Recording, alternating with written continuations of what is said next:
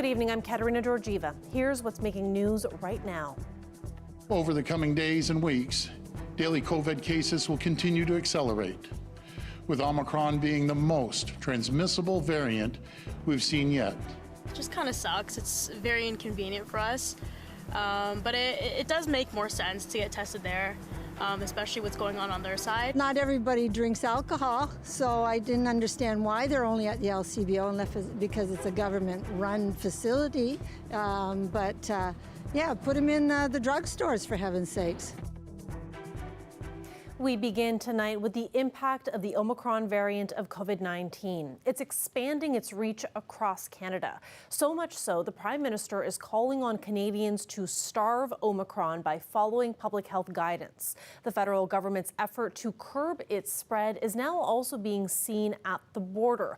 Ottawa once again requiring all incoming travelers to provide proof of a negative pre-arrival PCR test to enter the country, even for those who have spent a short time abroad. For people living in border cities like Windsor, it means yet again, gone are the hassle-free day trips to Michigan. Hannah Thibodeau has more on the story. The Windsor-Detroit border crossing is often used by Canadians for short jaunts to the United States. This Canadian goes to see her American boyfriend about 2 times a week. Right now, there's no testing, so it's nice. Since November, it's been easy to do this because as long as the trip was under 72 hours, no PCR test was needed to get back into Canada. As of December 21st, pre-arrival testing will be back in place for trips of all durations, and the test must be taken in a country other than Canada. Not good, especially around the holidays. It's not super great, especially if you're just going for a shorter trip. Probably I wouldn't be able to cross as much, especially since I believe I can't get tested in Canada anymore. I have to get tested there, and I find that the results take a little bit longer. If you fly back to Canada, expect a test at the airport too. We have significantly increased the on-arrival testing. But there are questions about the effectiveness of these measures actually detecting the virus in people entering the country after short trips. If you went to the United States and you catch COVID-19, you catch the virus, it does take a bit of time for incubation period to occur. The test taken just before Canada won't catch everyone. There is no perfect measure, but the combination of different measures brings us closer to a close to perfect system. Current health data suggests the vaccine and testing system work. Just 0.14% of fully vaxxed air travelers have tested positive so far. So travel is not the culprit. Crossing the border is not the culprit. The federal government is doing whatever they can, and they do have jurisdiction over the borders. So what they can do is implement testing of travelers who come in. Health officials say that layering on public health measures is vital to blunt the growth of the Omicron variant. And with more community spread, Canada's top doctor does say that there are ongoing discussions with the provinces about domestic travel too. Hannah Thibodeau, CBC News, Ottawa. And the renewed PCR testing rule comes as no surprise to one Windsor cross-border student. He says given the lax rules stateside, requiring the test is probably for the best. The university is literally the only place that actually has any precautions toward COVID. Because when I remember the first day I was there, the first thing I noticed was that you can go into any store, you don't have to have a mask on at all. And everything's all the mask, there's nothing about a mask required in the States, in any public institution. And I'm this makes me worried about touching literally anything. Especially in stores, if you go to the supermarket, there's thousands of people in there, and a bunch of them might not have masks on, and no one cares. Locally, for a second day in a row, our new daily COVID cases were more than 100. 107 to be exact, reported in Windsor, Essex today. However, there were no new deaths. The region now has 652 active cases. And provincial officials are joining Windsor, Essex in adding capacity limits and cutting the size of social gatherings. The new rules take effect on Sunday. They come just a day after modeling from the science table warned of skyrocketing COVID case numbers and the potential for serious impacts on the healthcare system. Lorenda Radikop has the details. We need to meet this variant head on. We need to do everything we can to push it back. Starting Sunday, capacity in restaurants and bars will be cut to 50%. They also have to close indoors by 11 p.m. Last call for alcohol at 10. Capacity limits will also go into effect at malls during the last days of the Christmas shopping season, and also a range of other venues, including gyms, hair salons, grocery stores, and pharmacies. Social gatherings will be a maximum of 10 people inside, 25 outside. Friends, this variant is unlike anything we've seen. And if we don't take every single precaution we can, the modeling tells a scary story. But the Premier and his cabinet had already seen that modeling 2 days ago, when they only restricted the capacity of large venues. So why didn't they do more sooner? Well, this is moving quickly, Loretta, and over the last 2 days we've seen increases in London and Toronto and Peel region, New York, right across the board. And so we're moving. As this moves rapidly and is very fluid. There's an extra restriction for those large venues, no eating or drinking, to try to ensure people keep their masks on.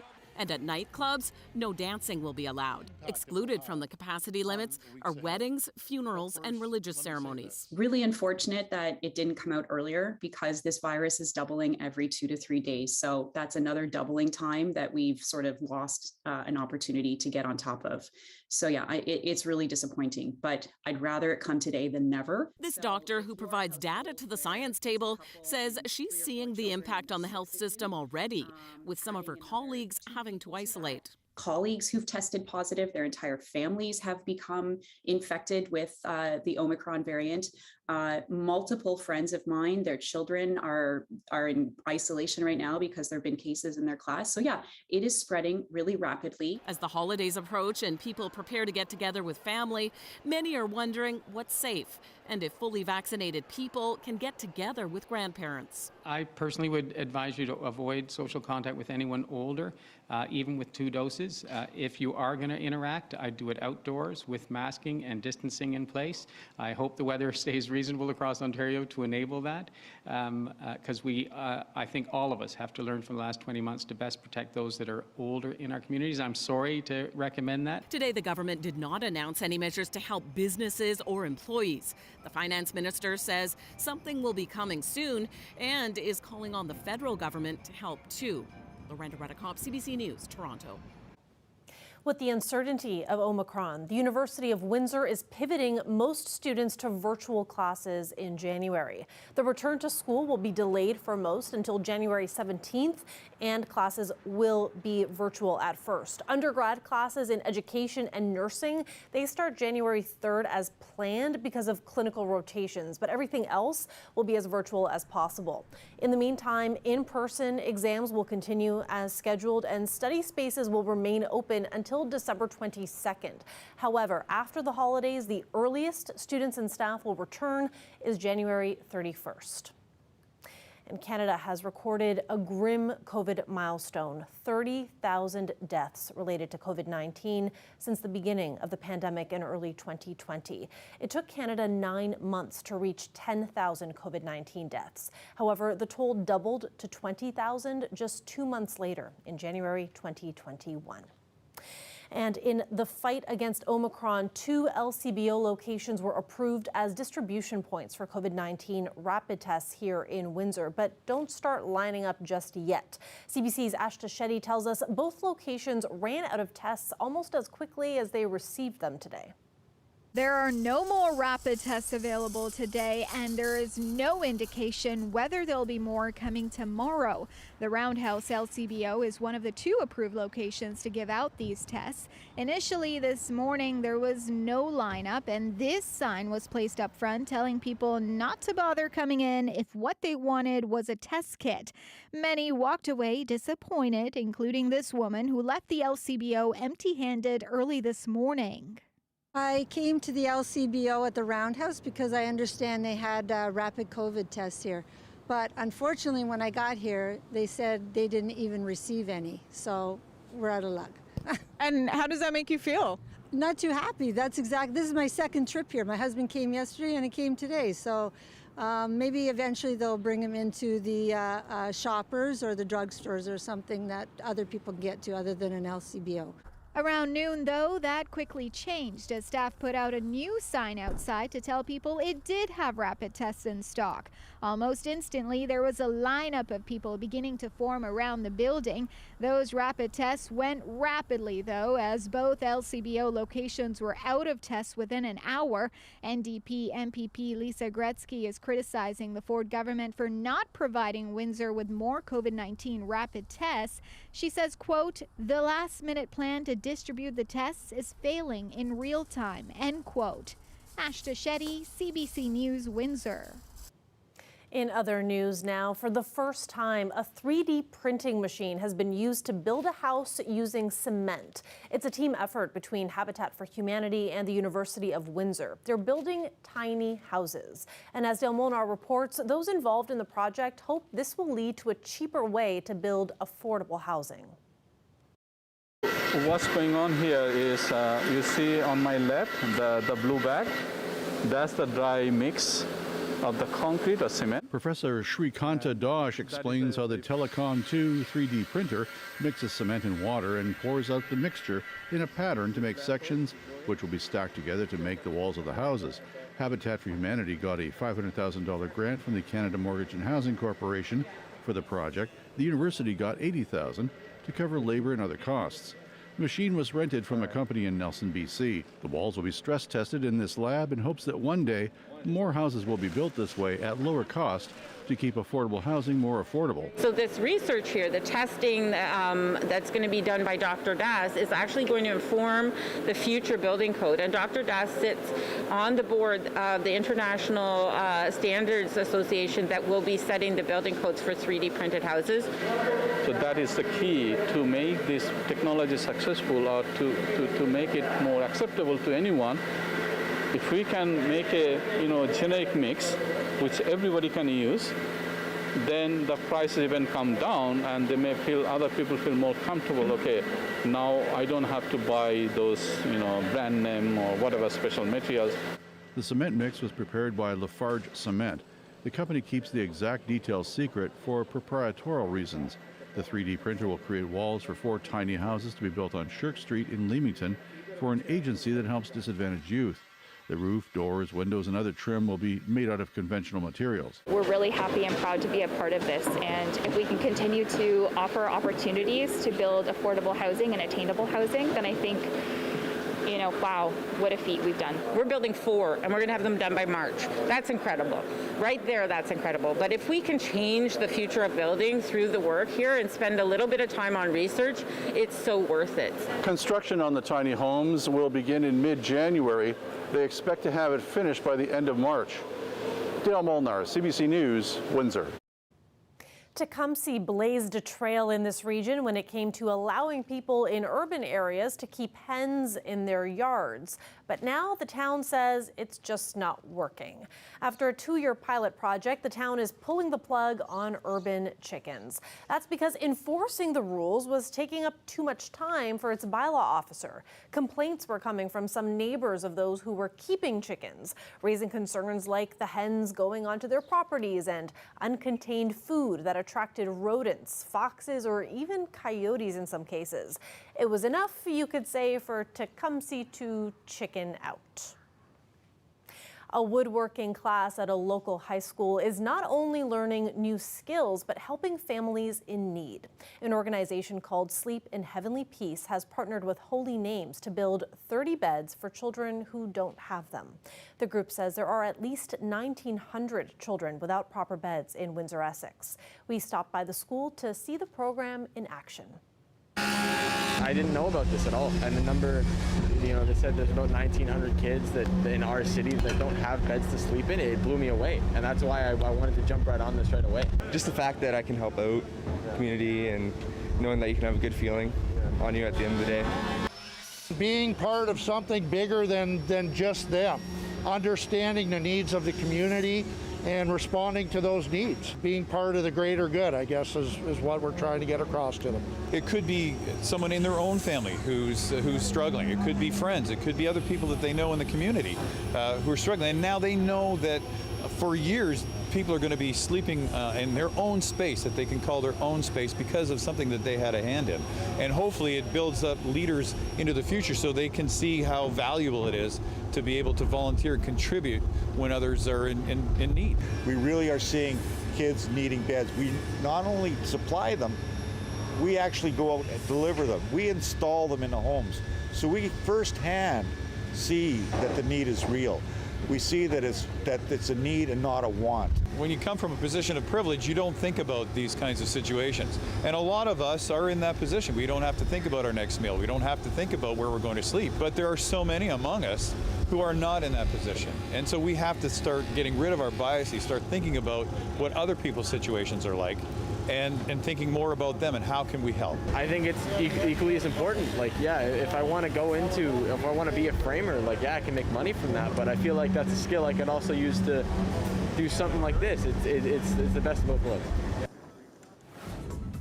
That is so amazing to see young people helping young people. Just such an amazing cause there. Live look outside at the Ambassador Bridge. Some snow likely on the way this weekend. Dick Sturkovich will be here right after the break with a full breakdown.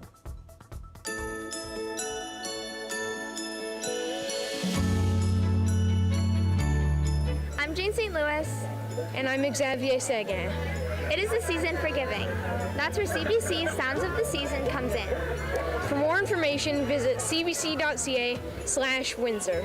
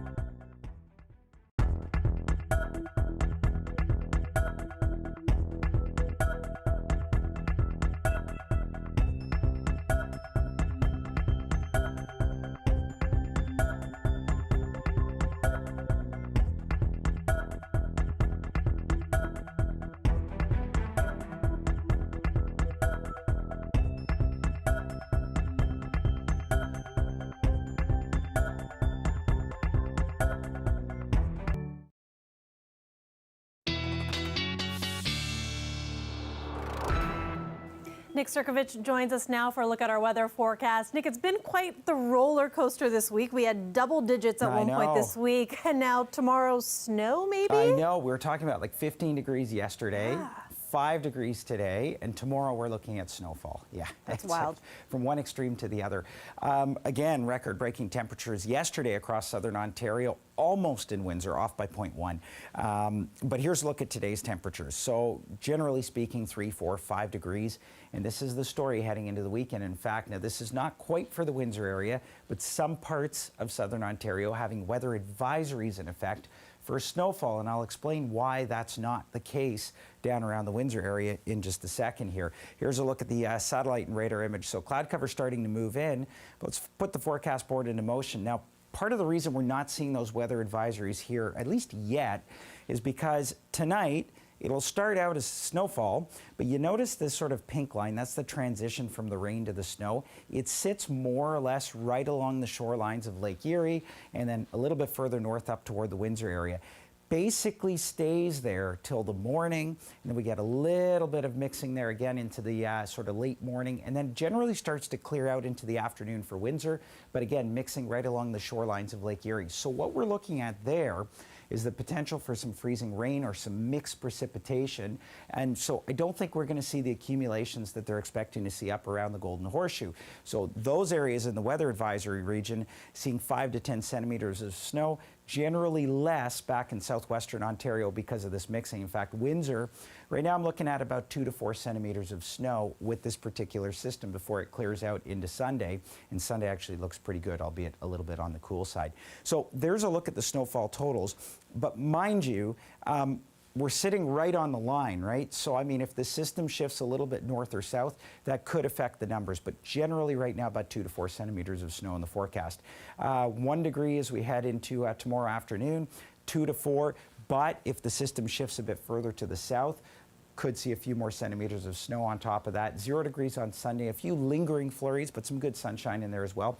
Speaking of sunshine, we actually have a fair amount of sunshine heading into next week. Temperatures, though, right around the 0 mark. Appreciate that breakdown. Thanks, Nick. You bet. When we come back, a beautiful story with a message of love is love is love. Stay with us.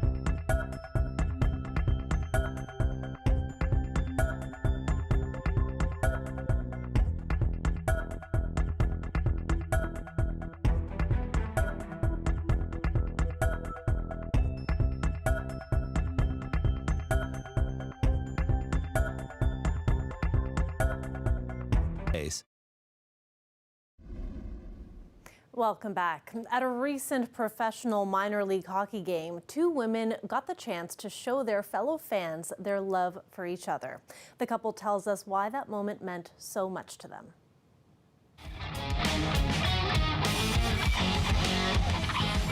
We are really, really big hockey fans. Robin is my first love. Hockey's my second. We've had season tickets now for years and years. AHL when it was the Winnipeg Jets farm team, and then the Montreal, and then now the Growlers.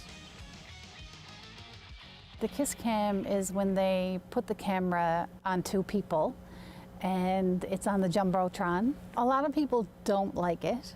They find it really embarrassing. But for us, I've always wanted to be up there. It was important. You know, because of who we are, we're same sex. I'd hold her hand and I'd say, the kiss cam is on, and she'd whisper, Robin, they're not gonna put us on that. And then my heart would sink because I just thought it wasn't fair that everybody else could get on there and we couldn't. So I kind of felt really sad. We just never thought we'd ever get the chance to experience it, even though deep down we wished we would. I didn't think I'd live long enough to see it. We were watching the game and they blow the whistle and the crew comes out to clean the ice. So I was looking up at the Jumbotron. I said, oh my God, that's us. We're up on the Jumbotron. And then I noticed all the hearts going up, and then on the bottom it said kiss cam. So I looked at Jan, I said, Jan, we're on the Jumbotron. It's the kiss cam. So then obviously I leaned over and gave her a kiss. I wasn't sure if we should or not because I was thinking it was a mistake. But I was very emotional. Like, I do remember filling up with tears, and we gave each other a kiss. And then we jumped up and down like, oh my God, thank you. And we were waving to the camera. For the future, I'm hoping that it's normal for everybody else like us to feel normal and not be excluded. You know, hockey is for everyone. Love is love. Whew, that one just hits you in the feels there, doesn't it? This next story, a bit of a different kind of theme, offers a close-up look at keeping your cool in the face of very strange circumstances. Take a look at the moment when a spider crashes a news conference by an Australian politician.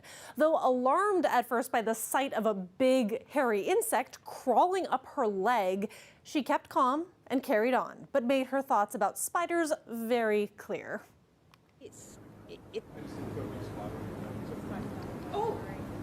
Okay, can someone please get that spider off? This shows how controlled I can be. I don't like huntsmen, but I'm going to keep going and I'm going to pretend I don't have a huntsman on me right now and let someone else manage this, but if it gets anywhere near my face, please let me know. Oh! Okay, sorry. He's wandered off. Okay. A brave woman right there. My producer said earlier, this is very reminiscent of the time that fly landed on former Vice President Pence's head during that debate. So that is it for CBC Windsor News. Thanks so much for watching. You can find more on cbc.ca/Windsor. And we're on social media as well, on Facebook, Instagram, and Twitter. And I just want to remind you about our Sounds of the Season campaign. You can find all of the details on our website there. All proceeds go to local food banks, and we know that the need is really, really great right now. I am off next week, so happy holidays to everybody. Merry Christmas. Chris Ensing is going to be here, and he'll take good care of you. Thanks so much for watching. Have a good night.